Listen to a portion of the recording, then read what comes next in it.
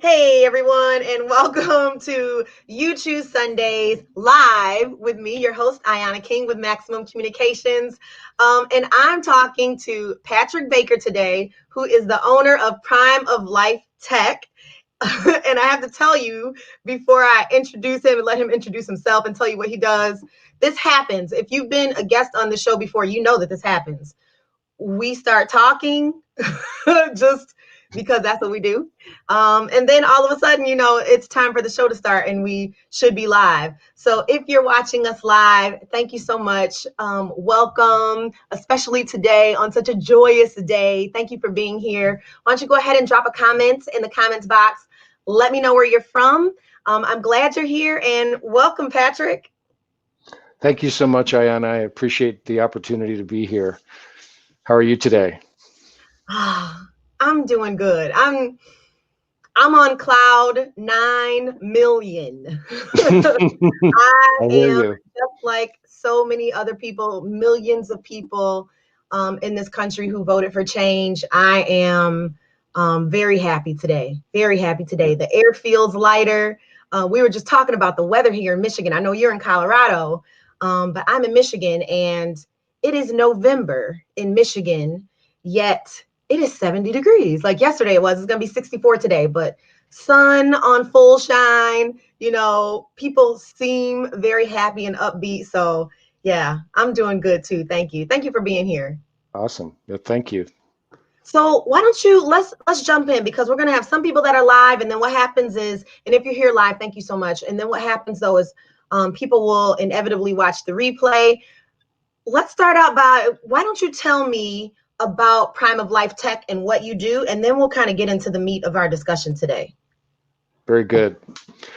So Prime of Life Tech is a my personal business. I provide IT education and technical support for our older adult community, as well as senior care providers and small businesses. So my clients essentially either want to learn something about their technology or they need something solved or troubleshooting or that kind of thing. So I provide also in addition to the education piece, I also provide actual hands-on technical support. Although I got to say, with the pandemic and everything, a good chunk of my business is done remotely. I do a lot of remote tech support. I was set up to do that even before the Mhm. pandemic. But I'm sure glad that I had that option available at the time. So.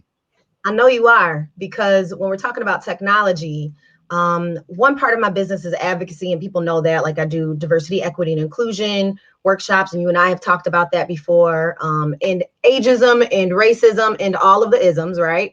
But the other Mhm. part is I consult on marketing, and usually what happens is I'm doing a lot of social media coaching, and it was really shocking to me how many people, businesses who were doing well, brick and mortar, did not have a handle on technology, did not understand why they needed social media pages and what they needed to do.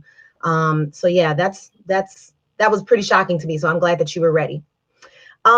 So I just want to jump right into it today because since I Sure. brought up ageism, you and I have talked about ageism before. Um, there's a lot of ageism that we see in tech. There's racism too, right? There's Sure. um we have some work to do. We have some work to do. We know that we Absolutely. tell me what you're seeing and what you're noticing, especially in this political climate. What are you seeing, um techs and older adults? Are you seeing any trends? Are you seeing any things happening? What are the conversations that you've been a part of? Well, I mean, so first off, AARP put an article out a couple of years ago about older adults in technology. Mm-hmm. And the gist of it was that um, older adults are eager to embrace technology. They want to have the ability to communicate with their friends and loved ones, Yep. across vast distances. And this is before the pandemic, right? Mm-hmm. Um, they want to have the ability to engage socially with folks, not only just in their own age group in their own with their peers, but across the different age groups. Social media, especially, has been a Mhm. real gateway for folks to be able to engage with their communities more. Certainly, on the from the political standpoint, the Yes. ability to engage with news sources, with Yeah. groups, like-minded groups and otherwise. Um, Yep. and as with social media, just as a personal user of social media, but also professionally, I'm sure you're well aware that there's it cuts both ways, right? I Yeah. mean, there's a lot of misinformation out there, Yes. that and that is not Yeah. limited to older adults. They're not the only ones who are susceptible to the lure of the echo chamber, right? That's right. The the stuff that that whole confirmation bias thing Yes. that we've Yes. talked about. So let's pause there for a second because I think that's really worth landing on for a minute. I think for a long time, when I go back to the word ageism, I think about what ageism is. I think for a long time, many younger adults, and I don't mean, teenagers or millennials, although they are younger adults too, but I mean anyone who's not an older adult. And I mean anybody who's not 55, 65 plus, okay? I think the thought was older people do not and cannot learn new technologies. And so we have not really done a good job, especially as people who take care, who care for older adults, we have not done a good job of helping them along to learn technology. So that's number one. I think the assumption is grandma doesn't need a tablet because she'll never use it because she can't learn it. False, false. The second thing is, you're right. A lot of older people are going to social media to get their news information, fake and otherwise, right? And they're Hmm. making decisions based on what they're seeing, using their smartphone, using their tablet. Um, and I don't always think that, again, we've done a really good job of understanding that. Older people, and I mean people who are 65 plus, are the fastest growing demographic of social media users in the world. Hmm. And what we can say for sure, what I know we can say for sure, let me back up. I don't know that we can say it for sure because I have not read the report myself yet. I have not looked at the exit polls myself yet. But news sources that I trust, that I will go back and vet, have said that older people during this election, they turned a corner. They did. Folks who voted for Donald Trump that first time around said no, thank you. And I have to think that is because they have children and they have grandchildren. And I think that both overt and not so overt racism has been accepted for a long time in older communities. And it's taking other older adults to step up and say, no, I'm done with that. I'm done with that. So Hmm. I reject the notion that older people cannot learn new technology and that they cannot change their mind. I don't believe that. So what are you noticing just about that part of the conversation? Well, yeah, I mean, you touched on some key points there. I think that first off, it is a inherent bias that older adults can't learn new things generally, but technology Mhm. specifically. Yeah. I also think, though, there is some inherent bias in terms of the people who create and design the technology. So let's take smartphones, for example. Um, the ability to, touch the right icon in the right place, or to touch, a certain part of the screen in the right place, that Yeah. that assumes a certain level of tactile ability, a certain visual acuity Yeah. that generally skews towards younger people, right? Hmm. Um, so when you take a smartphone out of the box and you turn it on for the first time, what you're seeing there, that's built for young folks to use, right? Yeah. Now um, there are accessibility features that you can leverage as an older person to make things bigger, to make the sensitivity of the touch screen a little less sensitive, so that it's Mhm. easier to touch the right things at the right time with the right amount of pressure, all those types of things, all the little variables that maybe you and I take for granted using things like a tablet or a smartphone, but for an older Yeah. adult, they, this is all brand new to them, right? I mean, it was all brand Yeah. new to us at one point too, but it's even more brand new to them. But even all that being said, like referring back to that AARP report from a couple of years Mhm. ago, um, older adults, they're anxious to use this technology. They want to be engaged. They want to be informed, but also they also want to be able to participate in the lives of younger people who are using technology, their kids, their Yes. grandkids. You know, Yes. if I can text my mom a photo of my child doing something that's adorable, um, my mom's going to want to see that, right? Yeah. If I can get on FaceTime and have my kid jump into the picture and talk to grandma for, however long uh, the kid's attention span lasts, then yeah, that's such a wonderful thing. And especially now with It is. folks being in isolation, um, I think that it's all that more important for older adults to engage and embrace the technology, because for some people, that's the only contact that they have with the outside world or with their families. Yeah. So, Yes. So um, I think that there's a myth too about the kind of older people who use technology. First of all, I want to back up and say when you talk about like unboxing your favorite phone, your favorite iPhone or whatever, I'm an Android user. I love Android. I'm not. I've had an iPhone before. No, thank you. But I understand why people love it. But I was gonna say that when you talk about unboxing your product and it being for younger people, I hate having to learn everything about a new phone. So I would even say that it's not just older people who might have some challenges learning how to use this new phone and how am I going to stay connected. I think that as we develop technology, we do have to think about older people in mind, having them in mind, because it needs to be easier for everybody, right? And I think when we just make technology with, millennials in mind and those younger, right? Um, I think we lose connection with older people. And then there goes that mindset where they don't need it, they're stuck in their ways. I don't believe mhm, that.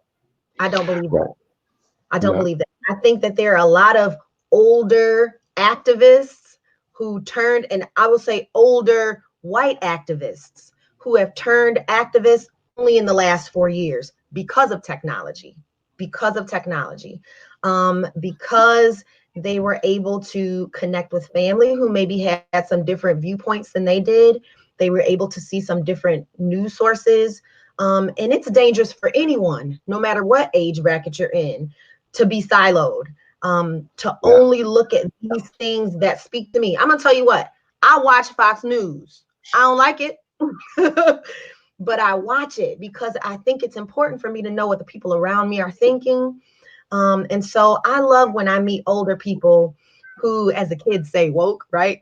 Who I just think are engaged. There's yes, something to be said about engagement and pulling older people into the fold, and really intergenerational connection. I think is very, very important. Intergenerational connection, having conversations, and I think technology is the way that we're doing that now. I do. I agree.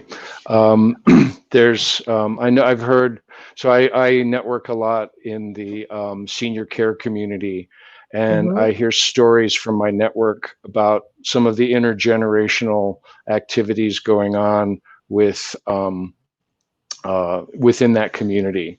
An example being uh, prior to the pandemic, there was a guy who had a business that basically it was, well, I'll give him a plug. It's called Jiminy Wicket, and Hmm. basically it brings together younger people with older adults playing games.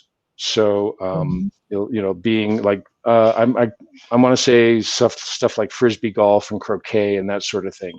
Now, I don't think we Okay. have the ability to do that kind of thing right now for obvious reasons. So that kind of stuff has shifted more to online type engagement, where you actually have younger folks engaged with basically their senior partners, as it were, Mhm. who are they're just having conversations. They're engaged in activities that are meaningful to both people, Yes. and you've got decades of difference between their ages, and yet they have that enthusiasm about using technology to stay more engaged. Yes. Yes. And I think too, we have to get out of thinking that technology for adults is this small. You know what I mean? Like it's Mm-hmm. give grandma her solitaire game because that's what she likes. Sure, that's what she likes. Um, but maybe she likes to watch her favorite YouTube channel too, you know? Sure, Maybe you she's bet. watching Granny's pressing real wine, you know? Mm-hmm. Um, I- what do you think it will take for younger generations, especially those who are in the care of older adults, to adapt and to shift and to encourage technology use? Because this is another thing I see. I see communities say, we love technology. We want to use technology. And they do, but they want to use it for telehealth, which is very important, right? It's very important. But it's also very important for residents who, especially right now during this pandemic, who are isolated from others, from the outside world. It's really important for them to have technology so that they can keep in touch with their loved ones. Um, they can find other groups from all over the country and all over the world to connect with. And what I see in a lot of communities is they say, yes, we love technology and this is very important. And then they're like, here are our 3 public iPads for, the 150 residents we have here. That's not helpful. Right. It may make you feel like you're doing something.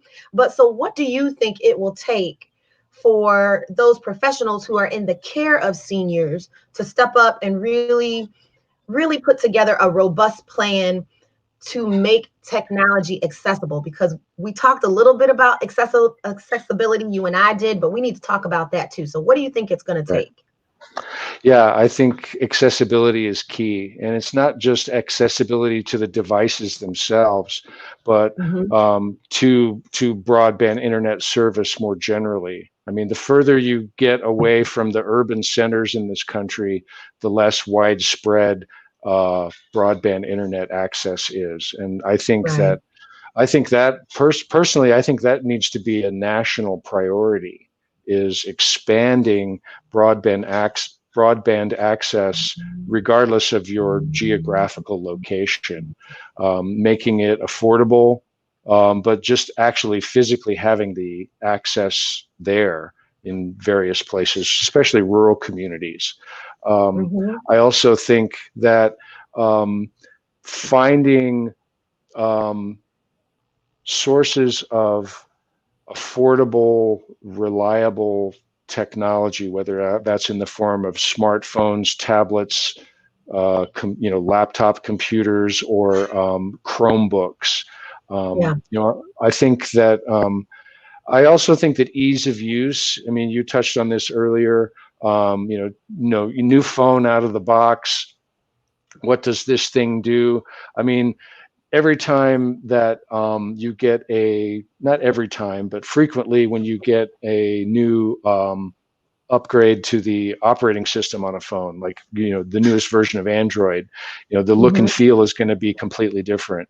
Right. Sometimes there's going to be features that they introduce that 6 months, a year ago, they didn't have Mm-hmm. before. And the folks that put this stuff out, I read a lot of technology news, and frequently, the people who write about that stuff, they're very enthusiastic about all of the nichey little features that are All the part bells of, and whistles. right, the latest upgrade to the operating system. Is that something that, broadly speaking, everybody needs to be aware of? Maybe yes and no. It just depends. I think that there's certain features that for older adults are more important, and those fall along the lines of ease of use, but also some of those accessibility features that we touched on earlier. If Yeah. if I'm a Parkinson's patient, my Mm-hmm. ability to touch the right part of the screen with the right amount of pressure in the right place may not be as easy for me than it was, say, for myself of 30 years ago, for Right. example. So, um, Right. so it's a combination of, back to the accessibility question, of having the affordable devices that are easy to use, but in addition having access to broadband internet, Yeah. to access the services that people want to engage with. I mean, the ability to have a video call. You and I take the fact that we're having this smooth, virtually error-free conversation. Yeah. You live near Detroit. I live near Mm-hmm. Denver. That's, however many thousands of miles apart that we are, and yet Right. it's like we're sitting across the table from each other, and we Yeah. take that for granted, right? Whereas if I was in, a rural community 50 miles outside of Denver, I may not have the ability to have that smooth, error-free conversation with you, or with Mm. my healthcare provider, or Yes. with my grandchild. Yeah. So I think Yeah. the access is key, and I personally think that we need to make it more of a national priority to beef up um, the funding that goes into making accessibility more universal.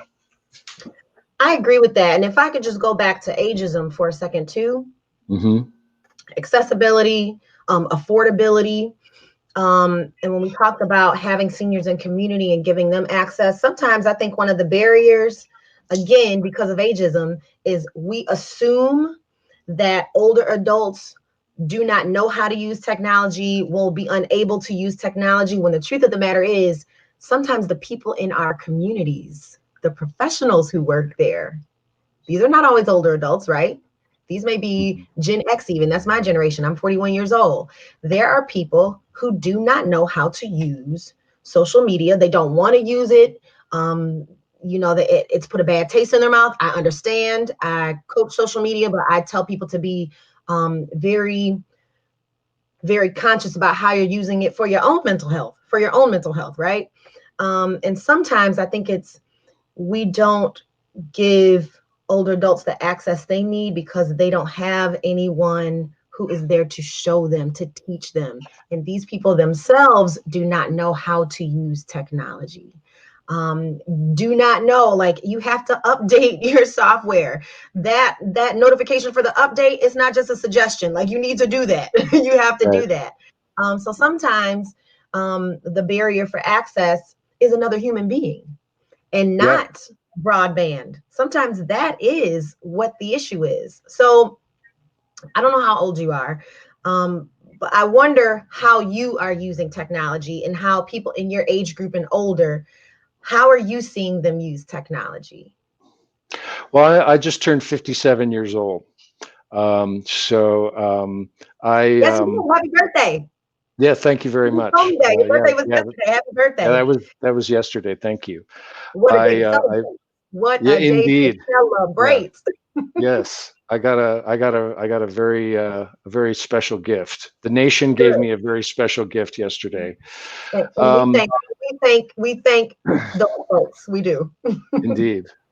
Um, so it's interesting. So my wife and I, we're about 6 months apart age Mhm. wise. And when we first met, she was much more heavily involved with social media than I was, and that was Okay. almost 8 years ago. Okay. So I was actually kind of a latecomer, as it were, to social media.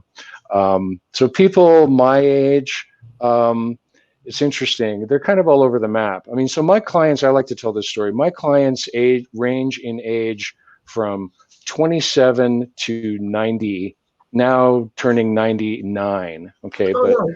but a couple of years ago, when I worked with this older gentleman, he World War II vet, wanted to learn enough basic computer skills so that he could essentially write his memoirs, his experiences Yeah. as serving in the military during World War II in Italy, right? Oh. Um, anyhow, so that's a little beyond my age range for sure. But I bring that up to just to emphasize the point that um, I think it's your exposure to technology, regardless of age, and also your interest. Does it interest you? Yeah. That sort of is that can be a barrier to what you use it for. So let's Yeah. take, for example, myself from 8 years ago, just getting exposed to social media. I knew what I'd heard the term, and this is the older term for it, Facebook wall before. Oh wow, what's a Facebook wall, right? Well, that's become the news feed, and Yeah. um, The and timeline. It's called the right, your timeline. timeline, right? So Yeah. the terminology changes, but that's a big part of it, right? Is the jargon. Um, Yeah. so um, so if I'm a grandparent and I'm hearing my kids and my grandkids, talk about somebody's post and somebody's tweet, um, you know, if I haven't been exposed to those terms before, I'm not going to know what the heck that stuff means. It's not going Yeah. to be meaningful to me. But if to go back to your example of people being in a community setting and um, whose potentially only exposure to things like social media is through their caregivers, Hmm. how much their caregiver knows or doesn't know about social media, or what they're capable of demonstrating to those older individuals, is going to be a factor in, number one, how quickly they pick it up, if they're, Hmm. or but even more fundamental than that, are they even interested in that? Now, if I want to see Tony Bennett do a duet with Lady Gaga on on YouTube, or in a post that someone shared on Facebook, that might catch my interest. Yeah. If I want to see clips of things like Dr. King giving speeches, at the on the National Mall, or other historic Mhm. things that I personally lived through as an older adult, that might be really interesting to me. And so I I'm probably going to get past things like jargon type of things, like Yeah. the news feed. I don't really care if it what it's called, if I can scroll through and I can look at these things that interest me, Yeah. people and organizations and celebrities and politicians and friends and family that I've followed on social media, you know, Yeah. the things that interest me are probably going to be more the driver. And hopefully I'm going to get past any of the the technical barriers, as far as like things I don't know. I think it also comes down to really just curiosity. Yes. Are you curious about the world inside this little box that you can hold in your hand, Yeah. or that kind of thing. Yeah. I Um, think there's a fear there because um everybody's spying on you, cover up the lens. So I think that's also a barrier. But then, too, when we talk about technology, oftentimes we're talking about social media. And social media, as much as our current president, who is an older man, likes to use social media, and that has been encouraging to some folks. Some older people, like my dad. My dad is in his early 70s. He won't do it. He won't use social media, but he's on that doggone smartphone every day. He knows how to text. He knows how to video chat. He knows how to do all of these other things. So I think sometimes when we talk about technology and we talk about older adults, we think about the way we use technology and we want to apply it to how they should use it. But I will tell you that when I worked in a senior living community and I worked with actual residents, there were two things that they really loved about technology and about the iPad in particular.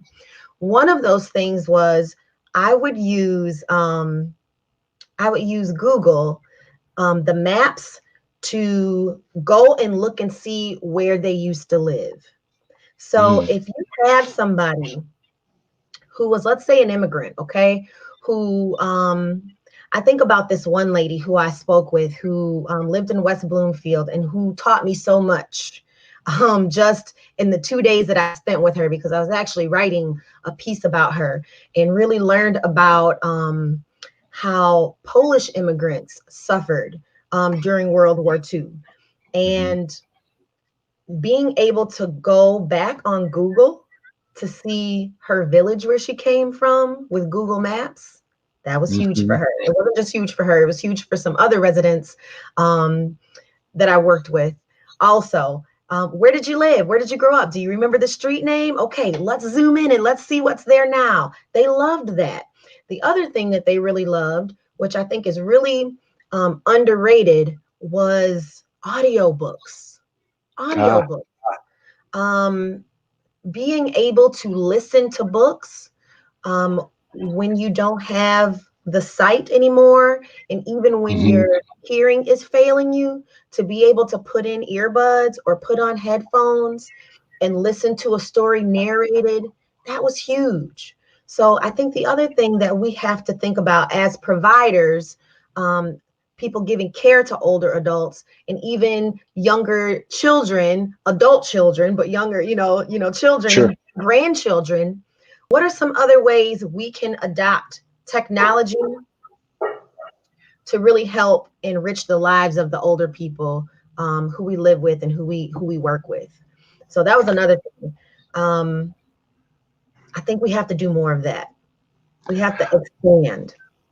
Yeah, I think you touched on something that I try to emphasize with my older adult clients, and that is how are what are ways that we can allow technology to empower our older adult friends Mhm. and Yes, family. yes, Um, so you gave two really good examples. Audiobooks,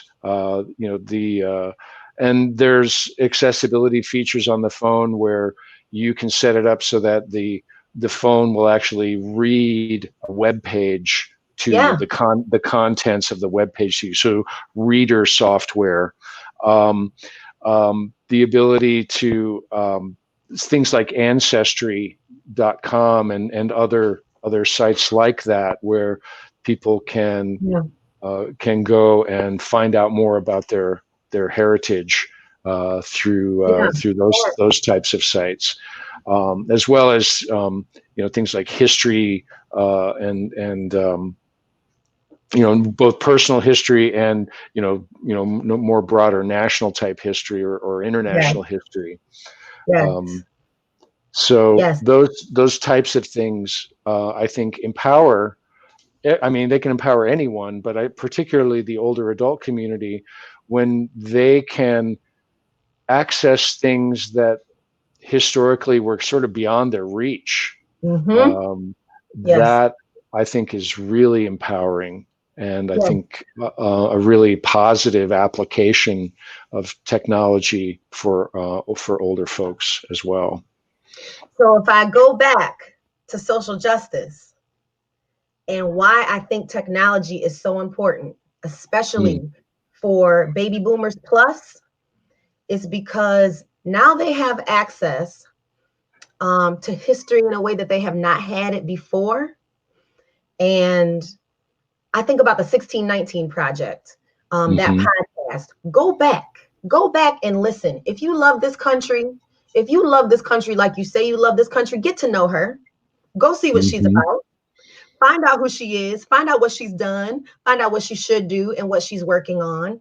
Um, and we can do that through technology. So again, I reject the notion that older people are stuck in their ways. They cannot learn. You know, my grandma grew up this way, my grandpa grew up this way, they're just, this is how they are. No, no, they are that way. Sometimes, yeah, people won't change, but sometimes it is ignorance in the true sense of the word, not in name calling, right? Not in name calling, Right. but ignorance in the true sense of the word. People just don't know, and technology is a way for them to understand. I love podcasts. I am a reader. I love to read books, but I'm not a history buff. I'm not. My husband is.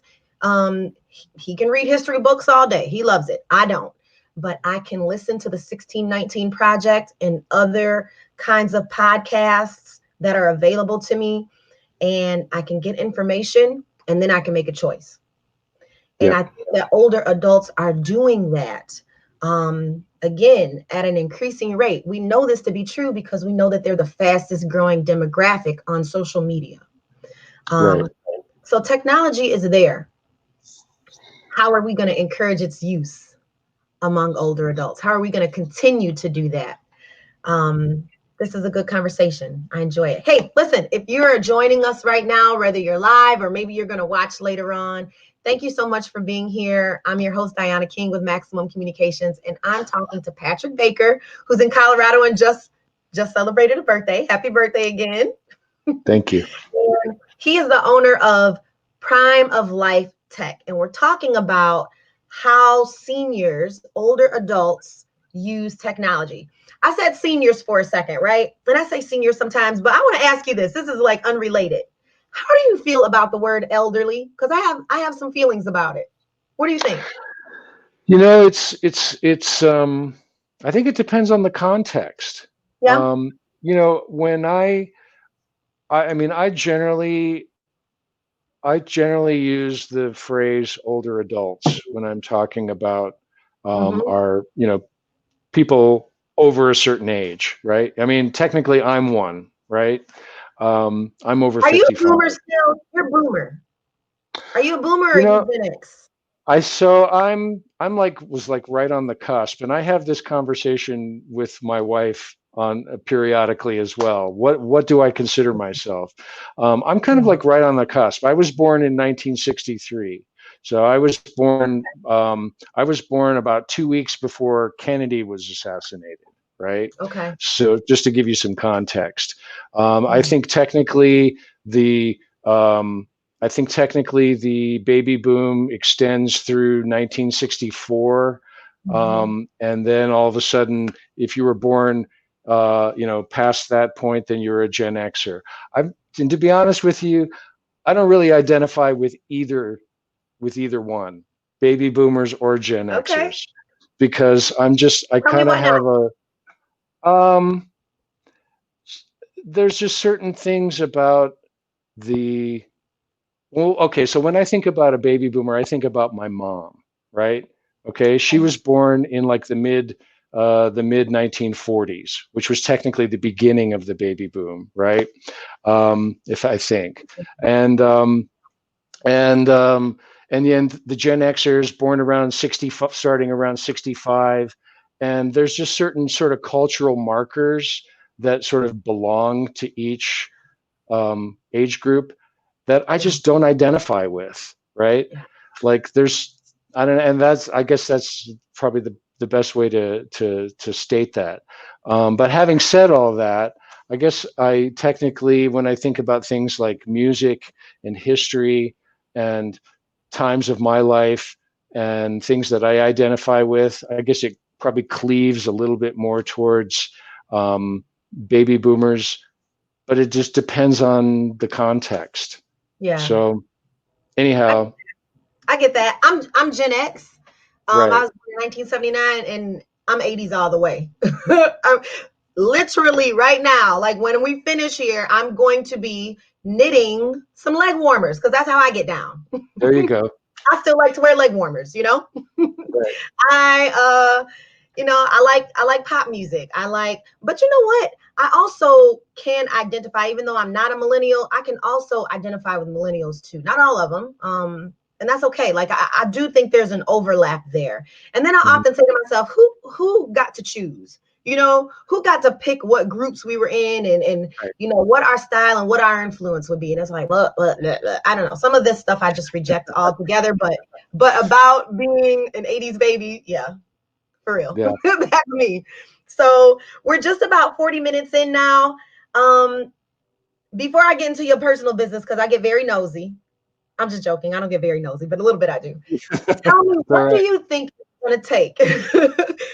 What do you think it's going to take for us to bring older adults along in being more socially conscious, being more socially aware, getting more involved in the electoral process and asking questions that don't just have to do with them? What do you think it's going to take? I think it's going to take, well, I think for any of us, regardless of age, I think it takes a willingness to listen, Yeah, um, a willingness to listen to points of view that aren't yours, that yeah, don't that aren't within that aren't your that don't belong to your peers or your family, yeah, or the people that you worked with, um, and that's not easy, right? right. We don't. I mean, we don't. We. I think we as people, as humans, we tend to want to congregate with like-minded people, It's right? natural. Yep, it's natural. I think that I think that that's our natural tendency, and I think it's also our natural tendency to reject things that are other than us, other Yeah, than our group, our whatever our group is, our family group, our age group, our cultural group, our the work group, the people that we shared an occupation with, our or in group. in our Those work, are called our in in our groups. work. Yeah. Yeah, exactly, our in groups. Yep. And so, um, but I also think that um, it's a tendency, and I don't think that this is unique to Americans, but I think it certainly is prevalent among Americans, is that we oftentimes focus the critical eye Mm-hmm. away from ourselves. We focus our critical eye on what other people are doing and saying and that kind of thing, and we spend less time turning that critical eye inward Yes. and focusing on our own things, like our own biases, Yeah. prejudices, Yes. preconceptions about people, politics, things, cultural trends, those types of things. Um, and the ability to the ability to suspend judgment. Um, all of these things, I think, are going to be necessary to bring anyone along for the ride, but particularly older adults who Yeah. who historically, I mean, we use the phrase "stuck in their ways" or someone who's Mm-hmm. stuck in their ways, right? Um, Mm-hmm. essentially, which essentially means somebody who's not willing to consider other points of view and potentially be changed by them. And I Right. think, and I think that the willingness um, to accept others' points of view, the willingness to examine our own beliefs and preconceptions about things, as Yeah. well as the ability to look at other sources of information that we may not have considered to be valid in the past. Yeah. I think all those things are essential uh, to, Question everything. Question yeah, everything. pretty much. Even the Yeah. stuff that you believe, even the stuff that you believe. Question it. Question it. Mhm. Ask yourself why you believe that way. Ask yourself if it's time for you to think about a new way. Um, the other thing I want to say about that is I hear well-meaning people say also, well, that generation, this like racist generation, this misogynist generation, they're gonna die off. Okay, that's true. But that is passed down. That's how you have young people shooting up churches and being violent. It's not something that just goes away because this person is no longer with us and they took their theology with them. No, it's passed down. So it's up to every one of us to question everything, um, to examine our own blind spots, to figure out where I'm wrong, and then do something about it. Older or Yeah, young, older yeah. or young. That's what we have to Well, do. yeah. The ideas live beyond the people.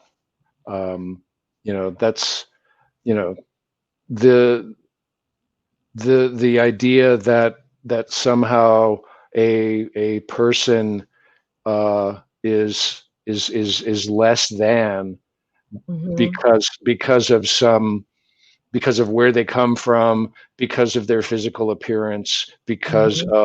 the because of their orientation, um, those types of things. Those are ideas that the ideas live beyond the people, and I think Yeah. it's important to, as you say, question all of those things, because when ideas like that no longer serve us Hmm. as a people, or when they are destructive to other people, um, or entire populations of people, Yeah. uh, then that's a problem. That's That's right. something. That's something that bears examining and changing. That's So right. That's right. So yeah, before I wrap up and ask you what you're looking forward to, as we wrap up 2020, I just want to say something too. When we talk about people being set in their ways, um, and just ingesting what they've been given, right? Don't put any salt in it. Don't put any sugar on it. Just eat it the way it's been given to you all these years. When I think about the last 4 years and how that's been painful for a lot of people, I really have over the last couple of days trying to find something that I've been happy about in this administration. And one of the top things that I was happy about was just the community that I have found. I take the word friend very seriously. Like, not everybody is your friend. Some people are an acquaintance, and that's all right. Um, but I think about my friend Tina, who I'm only friends with now because of our disillusionment with 2016. She's my friend. That's important to me. But I also think about the conversations I've been able to have with my in-laws. I am in a mixed race marriage. My husband is white. Um, I, I don't know how people in mixed race marriages are not talking about this kind of stuff. What is wrong with y'all? Especially if you have children. Especially if you have children. It's important to have these kinds of conversations. And I've had the most honest and open conversations with my in-laws that I've ever had. And me and my husband have been together 16 years, married 14. And it makes me love them more. It makes me love them more because I was able to give them some grief, some real grief, and they were able to take it. And I just think about how my relationship with my father-in-law is. First of all, like, him and my dad get along, and that's so important to me because my dad is my guy. Like, he's very sure. important to me. So for my dad and my husband to have the kind of relationship they have is very important to me. To see my father and my father-in-law get along so well is important to me. But then to have my father-in-law to have conversations about what it is to be a Black woman in this country, and for him to be vulnerable to some of the things that I said, and some of the demands that I make of everyone I'm in relationship with. I need to be safe with you. That's a demand. I need to be safe with you. Meant a lot to me. It meant a lot Mhm. to me. So Um, I feel hopeful today. I feel hopeful today. And there's nobody that's going to be able to take that from me today. Now, if you want to talk and argue tomorrow about Joe Biden and what he should do, what he shouldn't do, maybe, holler at me next week about that. But today, I'm joyful. I'm joyful. So I thank you so much for being here today. I appreciate you. And I want to ask you, what are you Thank looking you. forward to? What are you looking forward to, Patrick? Um, I'm looking forward to I'm looking forward to having our government be more engaged in the management of the coronavirus. To Yeah, be honest with you, me uh, too. I Me too. I think that the having a organized national effort has been a serious impediment to our ability to handle this thing. And Mm-hmm. so I think that the change in thinking, the change in orientation as far as how to address this international crisis Mm-hmm. is going to be key. And so I'm really looking forward to having something better on that Yeah, front. I Um, am. and I'm also, I know that, without getting too much into the political side of things, I just want to say that I feel like I can finally take a breath. Uh, No, for real. um, Namaste. and Straight up. right, Yeah. um, I it just feels like there's room to breathe now. Yes. Um, I know that we have a lot of challenges coming up. Yeah. Uh, I mean, we're challenge saturated right now, Yeah. Yeah. and that's not going away anytime soon. That's right. So, but I think that our approach to the challenges is going to be different and better. And so those are the things that I'm looking forward to. I am too. I am too. And you know what? I feel like we're on our way. We are. Listen, thank you so much. Oh, I Thank see one. you. I see one question here or one comment. So I just want to put it up. Thank you, Diane, for being here today. I appreciate you. And Diane said, I work in healthcare and I agree with Patrick about looking forward to a national plan to address COVID. Me too, Diane. Me too. Me too. Um, everybody, wear a damn mask. That's right. Wear a mask. Wear a mask. Wear a mask. I know that there are going to be a lot of celebrations over the next few weeks. Definitely over the next couple days. I love it. Go celebrate. I'm going to a celebration today. But wear a mask while you're there and just try to be safe because you know what? We need every single one of you 4 years from now to be able to vote again. So, That's right. Patrick, thank you so much. I appreciate your time today. This was a good conversation. Thank you And so much. you're welcome. And if you're joining us live, I appreciate you too for joining in with us. I really do appreciate you. Come back next Sunday, every Sunday, 1 p.m. Eastern Standard Time. You choose Sundays. I'll see you then. Thank you. Stay safe out there. Thank you, folks. Thank you, Ayana.